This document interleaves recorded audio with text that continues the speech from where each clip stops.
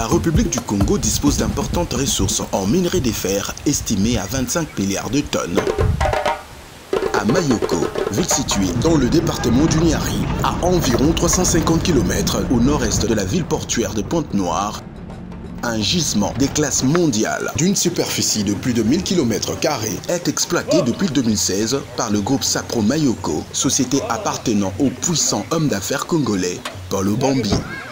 Nous avons repris ce gisement de Mayoko en 2016 et auparavant il y avait déjà beaucoup d'investissements et beaucoup de recherches qui avaient été faits notamment par les Sud-Africains d'Exaro ou les Australiens d'African Iron et d'autres avant eux.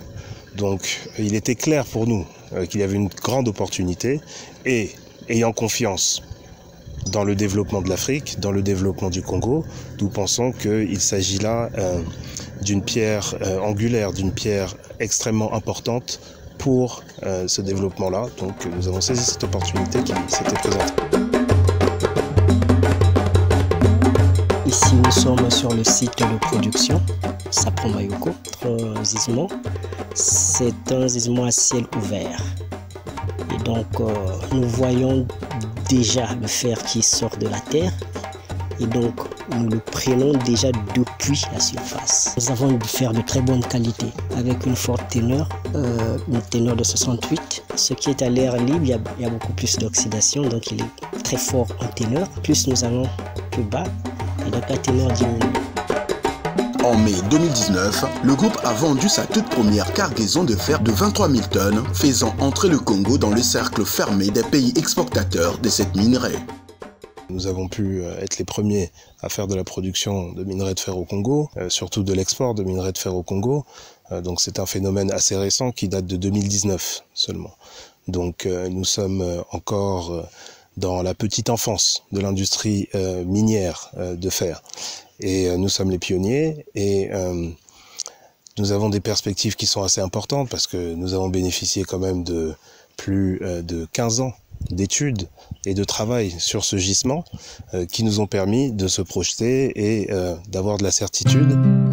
Ainsi bel élan qui a fait renaître l'espoir aux populations riveraines quant au développement de leur localité. Sapro pour nous fera de telle sorte que Makabana revive comme au temps de Komilog.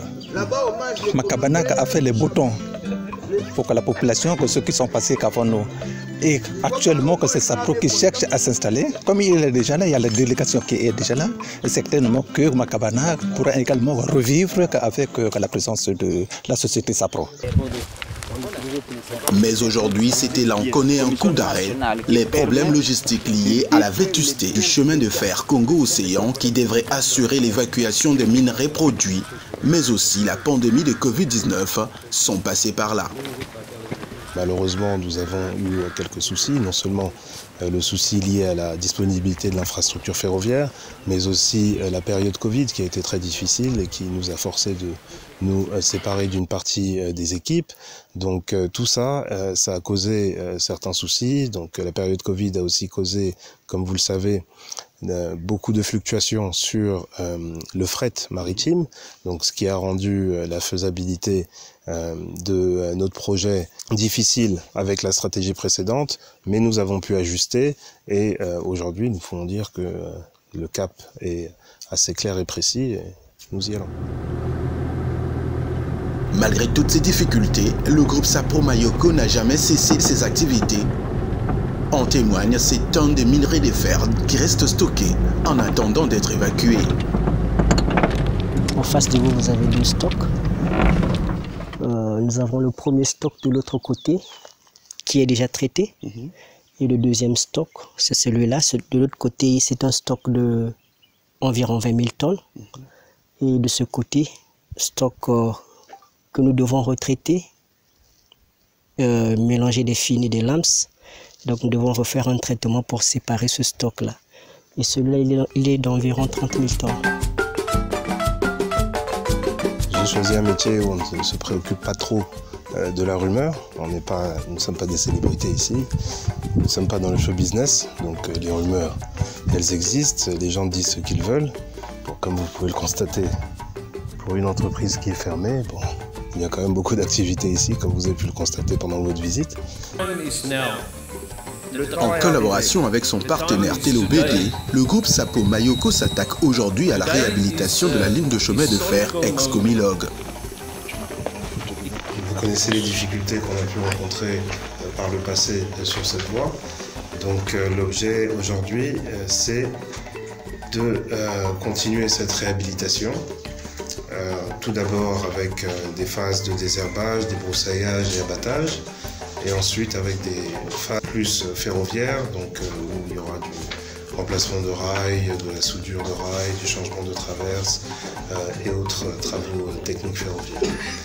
Donc voici l'objet de notre présence ici. Donc nous avons divisé la ligne en 4 zones.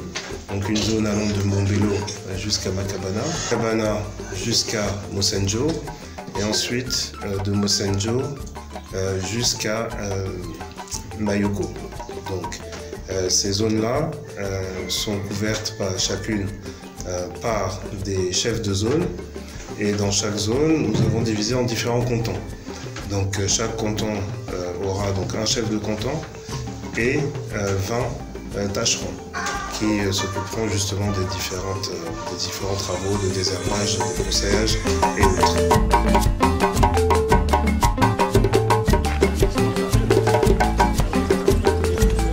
Une initiative à la grande satisfaction des populations et des autorités locales. Nous sommes très satisfaits. S'il y a la réhabilitation, s'il y a une société qui vient prendre cette terre ou ce terrain laissé par Comilog, c'est une grande satisfaction pour nous dans ce village. Les autorités, de manière générale, les populations des pays de Mayoko, c'est un motif de réelle satisfaction que de constater la relance de l'activité-là, notamment avec la réhabilitation de la voie ferrée. C'est pour nous une grande joie, parce que nous avons encore beaucoup de jeunes qui sont restés sans emploi ici. Ils sont comme des jeunes qui sont devenus comme un peu désœuvrés, d'incivisme total dans la localité. Et pour nous, c'est une grande joie parce que ça nous permettra d'éradiquer le problème d'incivisme dans la localité. Pour s'assurer de la réussite de cette première phase de la réhabilitation lancée et fort de sa responsabilité sociétale, Sapo Mayoko mise particulièrement sur la participation de la main-d'œuvre locale. Ça se passe chez eux. Ce sont eux qui vivent ici, ce sont eux qui ont travaillé ici avec Comilog, ce sont eux qui ont assuré le succès de Comilog. Bon, Comilog n'est pas parti parce que ça ne marchait pas, ils sont partis parce qu'ils préféraient passer par le Gabon. Donc, il y a des gens compétents au Congo, il faut travailler avec ces gens-là. Ils connaissent le terrain, ils connaissent l'activité, donc pourquoi se priver de ses expertises et de ses talents ? Ce qui est totalement du goût aussi bien de la population que des autorités locales, rencontré par Paul Junior Obambi, directeur général de Sapo Mayoko, alors qu'il effectuait une mission d'itinérance à l'occasion du lancement effectif des travaux de la réhabilitation de la ligne de chemin de fer Mombelo-Mbinda. Occasion pour les personnalités rencontrées de témoigner à Sapo Mayoko tout leur soutien. Absolument, que vous pensez que toute autorité, quand il est dans une localité, que pour lui, c'est pour chercher à ce que sa localité puisse aller de l'avant. C'est-à-dire le développement de la localité. Je pense que nous, les autorités, nous ne pouvons pas laisser que ça prouve. Nous serons toujours avec lui, que la main de la main, que moins de difficultés, que nous, les autorités, nous serons toujours là pour les accompagner et apporter toujours notre pierre à l'édifice. Donc pour ça, Sapo ne peut pas vraiment être que seul et que nous serons toujours avec eux. Pendant que cette question d'évacuation de minerais, mais aussi de la mobilité des populations, est en passe de trouver solution, le groupe Sapo Mayoko a déjà en tête les autres challenges à relever, notamment celui de la transformation locale du minerai de fer. La question de l'énergie électrique, c'est un défi majeur dans les industries, notamment dans l'industrie minière. Pour l'instant, nous avons dû commencer avec des générateurs à diesel, parce que nous n'avions pas d'autre option, Mayoko n'étant pas connecté au réseau national pour le moment.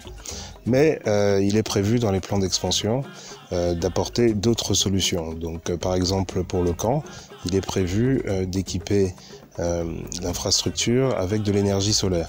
Nous avons quand même la chance à Mayoko d'avoir des cours d'eau environnants et sur ces cours d'eau nous pourrons placer donc des mini barrages, donc des barrages en fil de l'eau, et pour aller encore plus loin dans les capacités d'énergie, nous pourrons rajouter donc la connexion avec le barrage de Mourala, qui est déjà au stade d'études.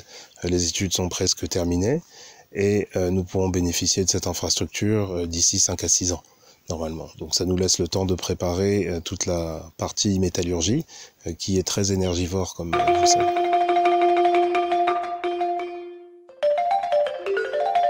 Bon, la transformation fait partie intégrante de nos stratégies.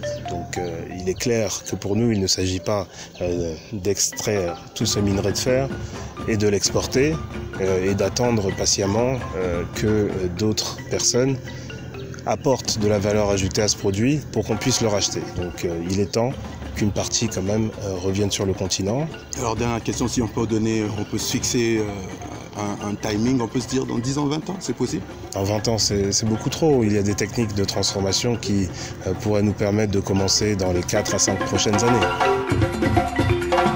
Ambition qui s'inscrit dans la droite ligne de la vision du président directeur général du groupe Sapro Mayoko, Paulo Bambi, être un leader dans la production, transformation et exportation des minerais de fer dans la sous-région de l'Afrique centrale.